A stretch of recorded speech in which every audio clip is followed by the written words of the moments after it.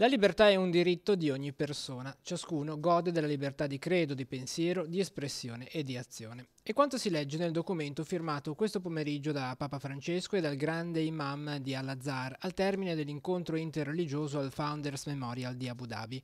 Il primo viaggio di un pontefice negli Emirati Arabi si è chiuso con la firma in calce a quello che da più parti è visto come un passo di grande importanza nel dialogo tra cristiani e musulmani e un potente segno di pace e di speranza per il futuro dell'umanità.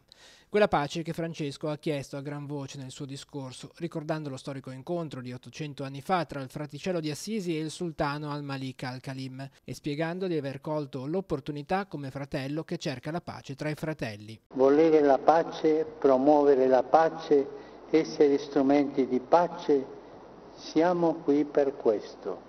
Una pace che va salvaguardata entrando insieme, ha spiegato il Papa, in un'arca che possa solcare i mari in tempesta del mondo, l'arca della fratellanza. È il dialogo costante, quotidiano ed effettivo l'altro accento che tocca Francesco per custodire la famiglia umana. Nessuno deve strumentalizzare le religioni per incitare all'odio, alla violenza, all'estremismo e al fanatismo cieco, oppure usare il nome di Dio per giustificare atti di omicidio, di esilio, di terrorismo e di oppressione. Altro compito che il Papa ha indicato per le religioni è stato quello di far germogliare i semi di pace come una convivenza fraterna fondata sull'educazione e sulla giustizia, uno sviluppo umano edificato sull'inclusione accogliente e sui diritti di tutti.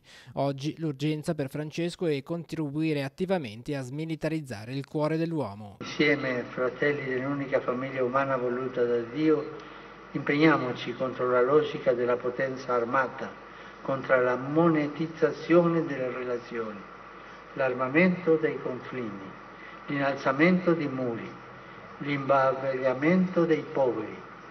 A tutto questo opponiamo la forza dolce della preghiera e l'impegno quotidiano nel dialogo,